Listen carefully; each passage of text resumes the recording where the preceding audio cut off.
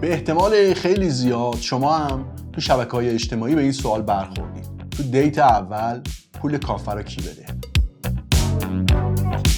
اصلا طبیعیش اینه که کسی حرف از پول نزنه. موضوع اون بحث بیهوده پول کثیفه و اینا نیست. پول خیلی هم خوبه. با آدم‌های نزدیک بر اساس چیزی رفتار می‌کنیم که اسمشو میذارن هنجارهای اجتماعی، social norms. میگه کار من قیمت نداره، ارزش داره.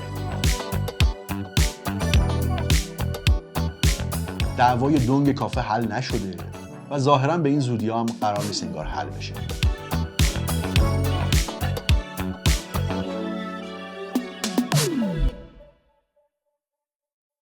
یه سوالی هست که هر از گاهی تو شبکه‌های اجتماعی مطرح میشه.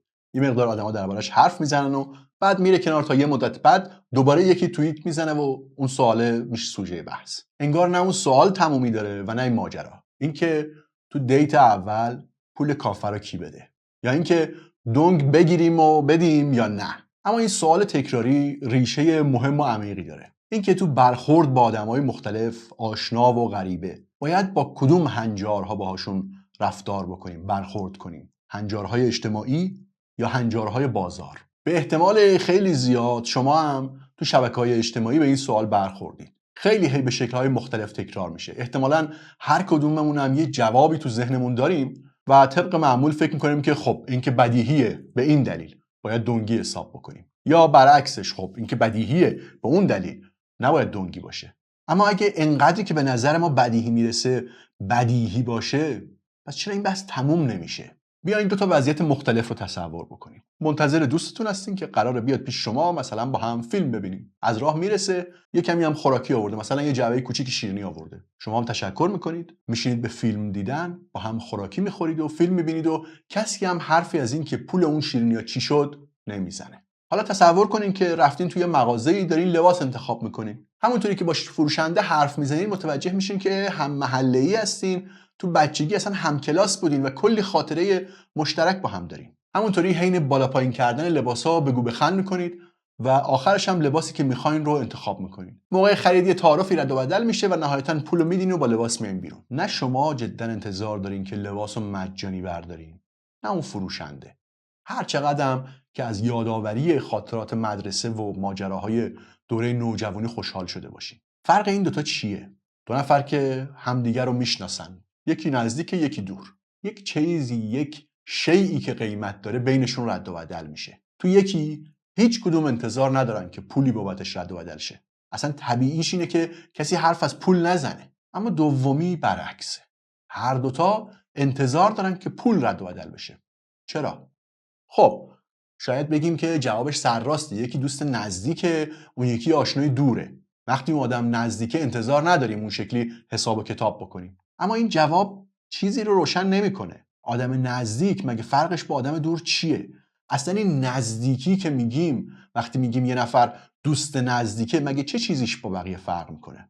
این که بگیم دلیلش اینه که اون دوست به هم نزدیکه، فقط داریم جواب سوال رو یه دور عقب میندازیم و حالا باید بپرسیم که خب نزدیک بودن مگه چیه که انتظارات آدم رو عوض میکنه؟ این مسئله ظاهرا انقدر بدیهیه و تو تار و پود زندگی روزمرهمون بافته شده که شاید اصلا مطرح کردنش به نظر بی‌مورد برسه. مثل موضوعی که تو ویدیوی دادگاه میمون و پاندا تعریف کردم، اینکه کی باید تصمیم بگیره که تو مدرسه چی درس بدن. اما واقعا اینقدر بدیهی نیست. این نوع سوال‌ها بی‌مورد نیستن. یه جاهای قضیه پیچیده میشه و میبینیم که ناچاریم بهش فکر کنیم. مثلا کجا؟ مثل همین دعوای قدیمی که گفتم. تو دیت اول یا اوایل آشنایی مخارج رو دنگی حساب کنیم یا چی؟ من عباس سیدینم.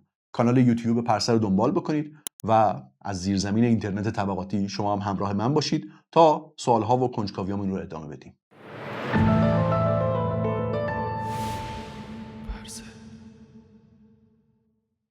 ما با آدم‌ها دو جور متفاوت رفتار میکنیم. بعضیا رو نزدیک حساب میکنیم و بعضیا رو دور. با آدمای نزدیک یه طور برخورد میکنیم و رفتار میکنیم. یه سری هنجارها تو روابطمون باهاشون رعایت میکنیم. با آدمای دور یه جور دیگه. شبیه همون دوتا مثالی که یه دقیقه پیش گفتم. با آدم‌های نزدیک بر اساس چیزی رفتار میکنیم که اسمشو میذارن هنجارهای اجتماعی، social norms. وقتی من برای تو که دوست صمیمیم هستی هدیه میخرم، انتظار ندارم همون موقع یا حتی به این زودیا معادلش رو بهم برگردونی. شاید حتی اصلا انتظار برگشتش رو نداشته باشم. و البته تو هم اگه اون احساس نزدیکی رو به من داشته باشی همین کار رو برای من میکنی. اما تو هم موقع هدیه گرفتن برای من به این فکر نمی‌کنی که اون هدیه من دقیقاً چقدر میارزید و بری با همون قیمت یه چیزی بخری. این داد و ستد بین ما معامله نیست. بین من و تو مدام به دبستونای مختلف انجام میشه. آخر شب زنگ میزنی درد دل میکنی، من وسط روز پیغام میدم ازت کمک میخوام یه کاری رو برام انجام بدی. منو دعوت میکنی خونت با هم فیفا بزنیم، من دعوتت میکنم با هم فیلم ببینیم، شام بخوریم، به هم دیگه کتاب قرض میدیم، هدیه میدیم، هم فکری میکنیم، مشورت میکنیم، ساپورت عاطفی از هم میگیریم و ظاهرا هم هیچ حساب و کتابی بینمون نیست. احتمالاً هیچ کدوم از ما آمار نگه نمیداره. یه لیستی از کمکایی که کرده تو ذهنش یا تو دفتر یادداشتش نداره که بدونه چقدر بدهکاره یا طلبکاره. مثلا من یه دوستی دارم که دور از همیم، اما به صورت نامنظم ماهی یک بار قرار میذاریم و میریم کافه گپ میزنیم. تقریباً 30 سال با هم دوستیم. چطوری حمید جون؟ هر دفعه میریم کافه یکیمون حساب میکنه. هیچ کدوم هم مشخص و روشن تو ذهنش نگه نمیداره که اون دفعه کی حساب کرد و خرج کافه چقدر شد، این دفعه چقدر کی باید بده. به هم ممکنه پول قرض بدیم، ممکنه برای انجام یه کارایی از هم کمک بگیریم، اما حساب و کتاب نداریم با هم. اینا یعنی بدبستون‌های بین ما صریح نیست. هر بدبستونی یه نشونه‌ای از علاقه و دوستی بین ما. دن آریلی تو کتاب نابخردی‌های پیش‌بینی پذیر میگه این رابطه‌ایه که توش هنجارهای اجتماعی یا سوشیال نورمز حاکمه. این کتاب نابخردی‌های پیش‌بینی پذیر رو و بقیه کتابایی که تو ویدیو بهشون اشاره میکنم میتونید از سایت بنوبوک بخرید. آدرسش رو توی توضیحات ویدیو میذارم. حالا نقطه مقابلش، میوه فروشی نزدیک خونه ما هست که فکر کنم 5 سال هر هفته از اونجا خرید میکنم. همدیگه رو میشناسیم، سلام علیک داریم، اما هیچ وقت به ذهن هیچ کدوممون خطور نمیکنه که مثلا من برم خرید و بگم آقا دستت درد نکنه خیلی میوه‌ات خوبه، بدون پول دادن بردارم بیام بیرون. یا اینکه اون میوه فروشی بخواد ازم پول نگیره. همیشه حساب بدبستونی بین ما روشن و واضحه. اینجا یه هنجارهای دیگه‌ای رو توی رابطمون رعایت میکنیم. به قول دن آریلی هنجارهای بازار یا مارکت نورمز.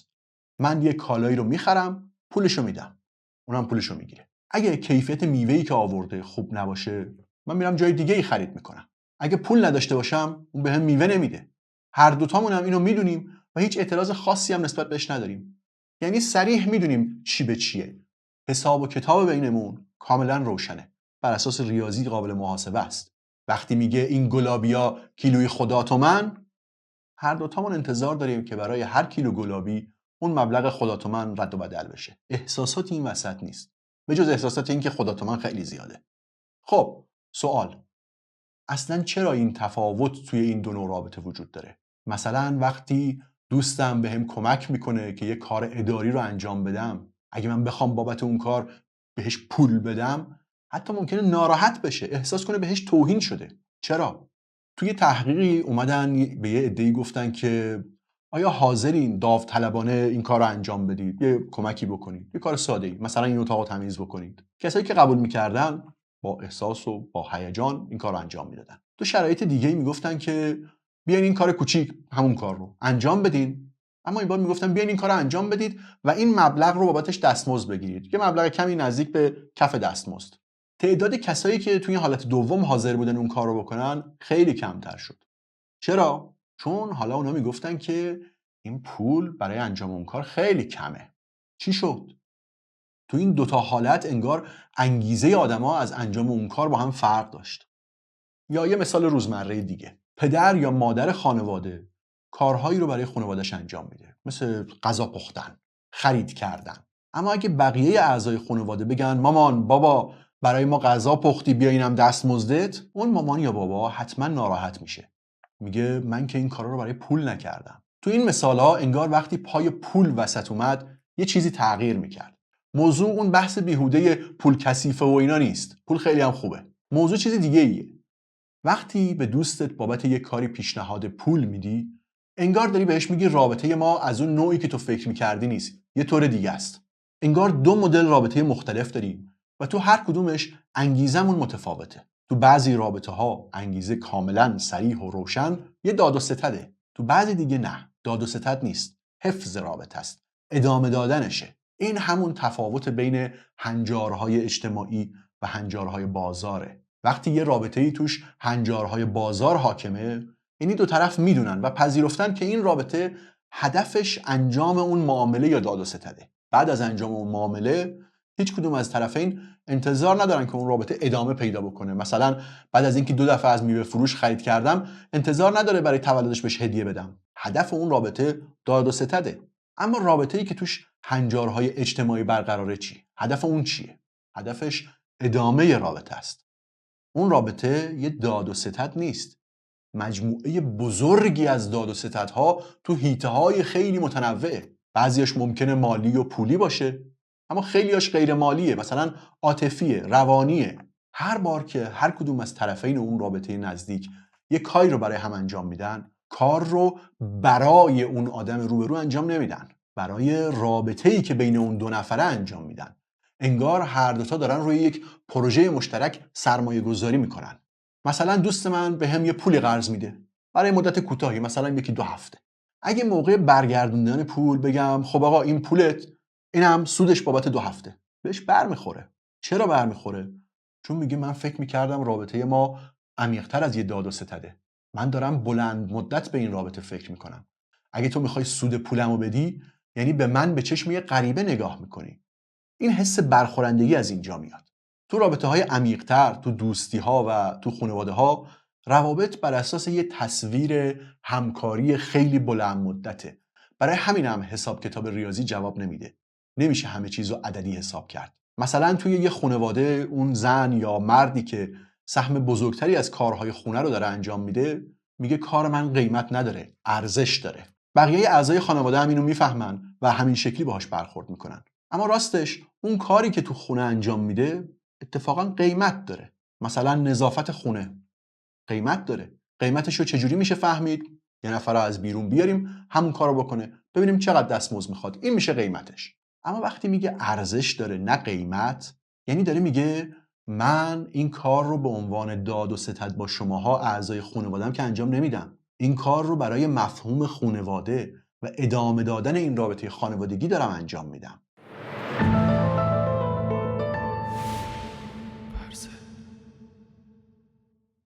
برگردیم به ماجرای دونگ کافه. اونجا چه اتفاقی داره میفته که آدما این همه دربارش نظر دادن و حرف زدن اما همچنان حل نشده؟ اصلا حل شدنی هست؟ خب بیایم موقعیت رو بررسی بکنیم ببینیم چه خبره. 2 نفر تازه با هم آشنا شدن و برای دفعه اول یا چند دفعه اول با هم رفتن کافه. کی باید پول کافه رو حساب کنه؟ هر کدوم از 2 طرف وضعیت رو داره چطوری میبینه؟ چه کسایی که میگن صورت حساب کافه رو باید دونگی داد و چه کسایی که میگن مثلا پسره باید هزینه رو بده، استدلال‌های مختلفی دارن، یه جواب نمیدن. اما قبل از اینکه موقعیت رو بررسی بکنیم، یکی از جواب‌ها رو مشخصاً جدا بکنیم. یکی از جواب‌هایی که پسرها و دخترها میدن اینی که مثلا میگن پسره باید حساب بکنه چون نقش مرد اینه. بیاین اینو توی این ویدیو بذاریم کنار، چون موضوع نقش آدم‌ها بر اساس جنسیتشونه. این موضوع نقش جنسیتی رو فعلا بذاریم کنار تا یه وقت دیگه. الان استدلال‌های دیگر رو در نظر بگیریم. تو اون دیت اول یا چند دیت اول وضعیت چیه؟ چه اتفاقی داره میفته؟ 2 نفر رو داریم که تازه آشنا شدن و دارن بررسی میکنن که با هم یک رابطه‌ای که بالقوه میتونه خیلی بلند مدت بشه رو ادامه بدن یا نه. هر 2 طرف دارن چیزای خیلی مختلفی رو میسنجن، از ظاهر و سروضع هم دیگه تا خلق و خو و نوع فرهنگ و انواع سلایق و علایق. اما یکی از چیزایی هم که دارن میسنجن اینه که ببینن طرف مقابل چقدر مایله که این رابطه بلند مدت بشه یا ادامه پیدا بکنه. چطوری میسنجن؟ این که ببینن تو رفتارهاش چه سرنخهایی هست که نشون میده این آدم صادقانه داره به این فکر میکنه که من میرم جلو تا جایی که این رابطه ظرفیتشو داره. از اول روی کوتاه مدت فکر نمیکنم. و خب یکی از اولین نشونه هاش هم اینه که چقدر حاضر روی این رابطه سرمایه گذاری بکنه، چقدر وقت میذاره، چقدر اولویت قائل میشه. مثلا وقتی دارن قرار رو ست میکنن کدوم برنامه هاشو حاضر جابجا بکنه تا قرار زودتر برگزار شه. و البته اینکه چطور داره به پول فکر میکنه. ممکنه پسره بگه که وقتی طرف من از اول حسابو روی این میذاره که من هزینه کافه رو بدم، داره روی این حساب میکنه که من باید برای حضورش هزینه کنم و داره روی این رابطه قیمت میذاره، یا دست کم یه معیاری برای ادامه ارتباط داره مشخص میکنه. پس اگه مثلا دختری از اول انتظار داشته باشه که من حساب کنم، این باب میلم نیست. برعکسش چی؟ ممکنه دختره بگه که اگه یه پسری از اول داره روی این حساب میکنه که من دنگ خودمو بدم، معلومه که حاضر نیست در حد همین پول کافه هم روی این رابطه ریسک کنه و سرمایه گذاری کنه. پس این باب طبع من نیست. البته هم پسرها و هم دخترها استدلالای دیگه‌ای هم دارن. مثلا موضوع استقلال فردی مطرحه. اما اینجا اون بخشی که مایه تعارض میشه رو قراره بررسی بکنیم. این وضعیت چه شکلیه؟ یعنی چی؟ این وضعیت یعنی هر دو نفر لب یه مرز وایسادن که ببینن آیا طرف مقابل حاضر رابطه رو از هنجارهای بازار وارد هنجارهای اجتماعی بکنه یا نه. اما رفتاری که باید انجام بدن تا نشون بدن که میخوان رابطه رو وارد هنجار اجتماعی بکنن برعکس همه. پسره برای اینکه نشون بده میخواد یه قدم بره جلو باید صورت حساب رو بده. دختره برای اینکه نشون بده میخواد یه قدم بره جلو باید خودش سهم صورت حسابش رو بده. حالا یا مثلا صورت حساب دیت بعدی رو حساب بکنه. خب کی چی کار کنه؟ ظاهرا راه حل نداره. مثل صحنه دوئلای فیلم وسترنه. دو طرف روبروی هم وایسادن، هر کدوم منتظر اون یکی شروع کنه. چیکار کنن؟ ظاهرا باید این وضعیت قمر در عقرب رو پذیرفت و تصمیم رو گذاشت بر عهده کسی که مشتاق تره. این راه خوبیه یا بهینه است؟ نه چندان. اگه یه راهی بود که هر دو طرف بدون قضاوت و نگرانی همونو انجام میدادن، خب زندگی خیلی راحت تر میشد. اما فعلا که نیست. دعوای دنگ کافه حل نشده و ظاهرا به این زودی هم قرار نیست انگار حل بشه. اما خب حالا شاید یه دلیلی داشته باشیم که بدونیم چرا این دعوا حل نشده. پس انگار تنها راه حلی که باقی میمونه اینه که دربارش حرف بزنیم تو همون دیتای اول. اگه این ویدیو براتون جالب بود پیشنهاد میکنم این رو هم ببینید یا پلیلیست نرمش‌های فکری رو دنبال کنید و ببینید که توش سعی میکنم همین مسئله‌های روزمره گاهی کوچیک و گاهی بزرگ رو یکم بیشتر دربارشون فکر کنم. اسم این پلیلیست رو گذاشتم نرمش‌های فکری. این تعبیر رو از علی بندری شنیدم و خیلی خوشم اومد. خیلی گویاست. قرار نیست با این نرمش فکری، با یه چیزی مثل این ویدیو، یه مسئله‌ای رو حل بکنیم، یک دردی رو درمان بکنیم، خبره بشیم، متخصص بشیم، قضاوت نهایی و حکم بدیم. نه، قرار تمرین بکنیم.